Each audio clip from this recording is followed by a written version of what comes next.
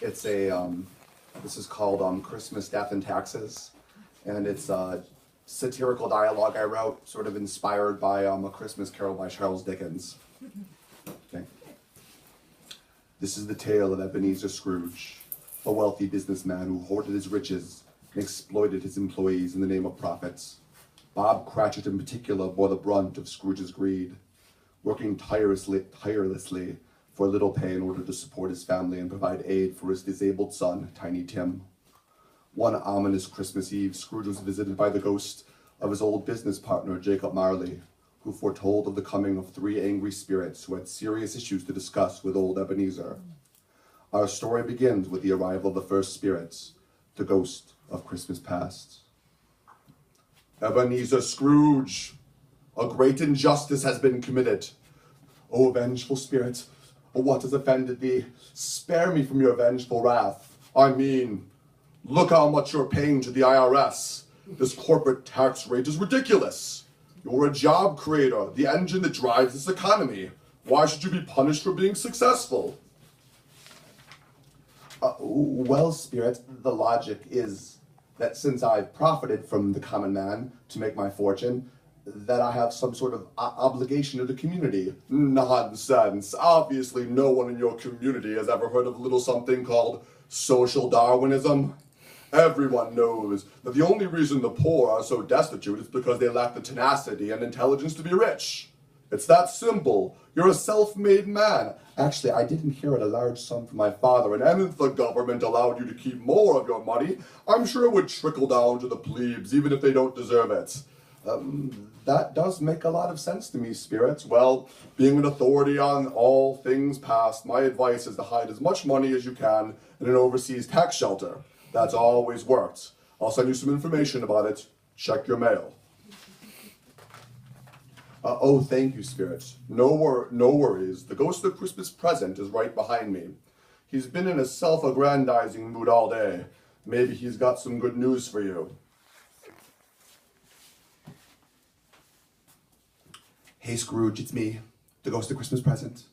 I'm the best of all the spirits. Everyone says so. Believe me.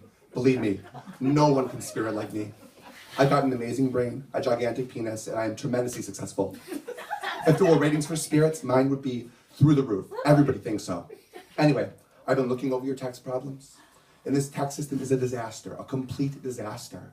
So I've given it a major overhaul, the biggest overhaul in the history of human civilization. And do I have a Christmas present for you? As of right now, you are the proud owner of a big, fat tax cut. No need to thank me. Well, you should probably thank me. I'm pretty much sustained by applause, praise, and flattery. So go ahead. Tell me how wonderful I am.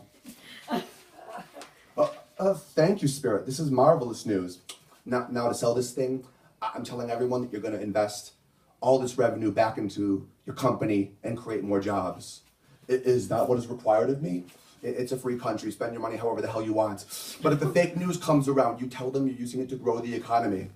I certainly will. Take advantage of this opportunity, Scrooge. Not long ago, I was given a small loan of $1 million from the ghost of Richie Rich. I was able to turn it into the most impressive financial empire of all time. You can do it too. Make me proud, Scrooge. You can count on me, sir. Forgive me. Okay, I'm late for a round of golf at one of my private resorts that it is no way conflict of interest with my spiriting responsibilities. Christmas Future's up next. He's a bit of a loser and a hater, but you might as well hear him out.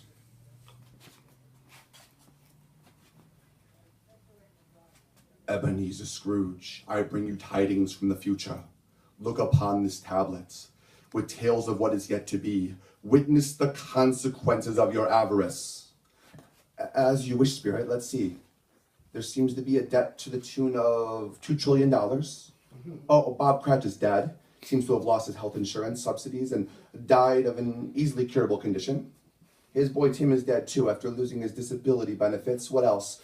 Cuts to Medicare, cuts to Medicaid, social programs discontinued, educational programs discontinued. And I die as well? You are 90 years old. Wealth can prolong life, but it cannot buy immortality.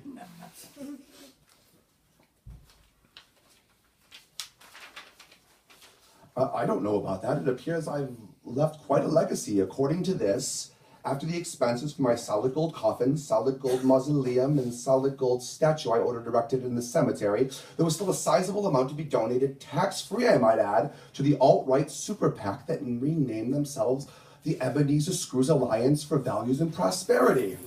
All in all, I'd say that's a life well lived. I suppose if your goal was to be greedy, soulless, exploitive wretch. Indeed it is. Well, in that case, good job, I suppose. This has not gone as I have planned at all. I'm going to have a drink now, followed by several more. Fare thee well, spirits. Feel free to visit any time, and Merry Christmas.